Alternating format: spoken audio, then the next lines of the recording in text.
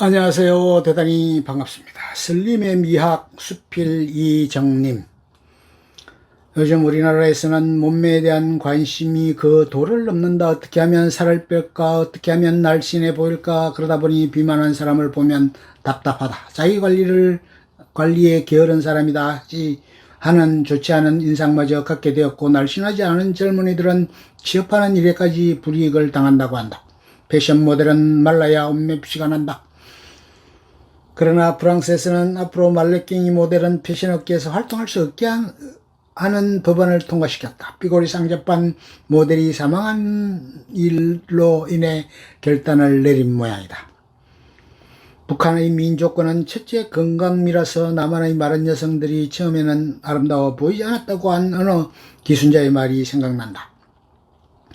모델뿐인가 가전제품 회사에서는 앞다투어 두께가 얇은 텔레비전을 만들어내더니 마침내 동전 두께만한 TV까지 출시를 하기에 이르렀다. 출판시장에서는 한때 책장의 장식용으로 맞춤한 전집류의 책이 잘 팔렸던 적이 있었다. 금박으로 치장한 굿방스러워 보이는 책들을 이쪽에서 저쪽까지 가득 채운 졸부들에게는 책은 그저 재력의 과시였을 뿐이다. 그러나 이젠 출판사에서 그런 전집류들은 기획하지 않는다. 그 이유는 거실에서 책장이 더 이상 장식물이 되지 않는 세대와도 무관하지 않을 것이고, 책 많은 집을 존경하지 않는 풍토도 한몫했을 것이다. 집안에서 책장을 보지 못하고 자랐을까? 요즘 젊은이들이 적극적으로 써서 올리고 별대같이 반응을 보이는 SNS를 더 좋아하는 것 같다. 이런 세상에서 우리가 수필을 쓴다는 것은 얼마나 다양한 일인가. 말라깽이 모델처럼 지나치게 마르지도 않고 손목이 휘어질 정도로 비만하지도 않은 수필 일찍이 프랑스 작가 아나톨 프랑스는 수필이 어느 날인가는 온 문해를 흡수해버릴 것이다 라고 말한 바 있다. 그 어느 날이 바로 요즘이 아닐까 하는 생각이 든다. 우리가 쓰는 수필은 거식증 환자처럼 쓰다만 글도 아니고 마라톤 풀코스처럼 사람을 지치게 만드는 글도 아니다. 건강미가 넘치는 10석장 안팎의 글, 짧지만 그 속에는 인생이 들어있고 삶의 희로애락이 들어있으며 체험 속에서 건져낸 값진 의미가 들어있다.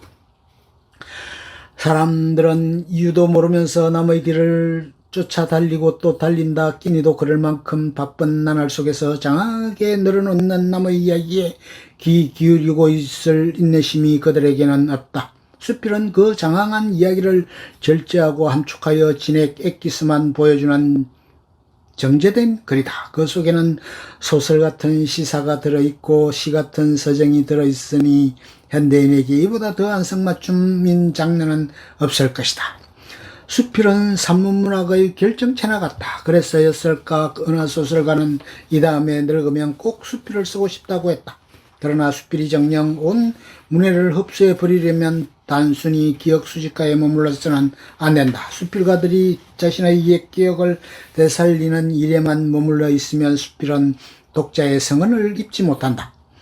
바쁘다 보니 오래 사유하기보다 직관에 더 매달리게 된 현대인이지만 가끔은 참을 수 없는 존재의 가벼움에 회의를 느낄 때가 있다.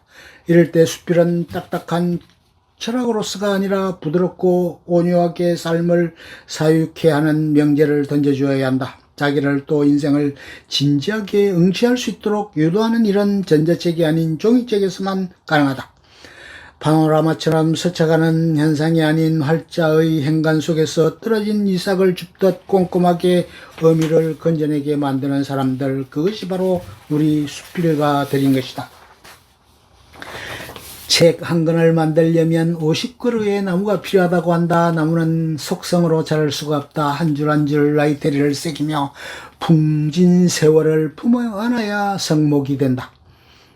아마존의 밀림이 점점 사라져간다 해도 이 지구상에서 나무는 멸종되지 않는다. 나무가 있는 한 인간은 공존할 것이고, 인간이 있는 한 수필은 없어지지 않을 것이다.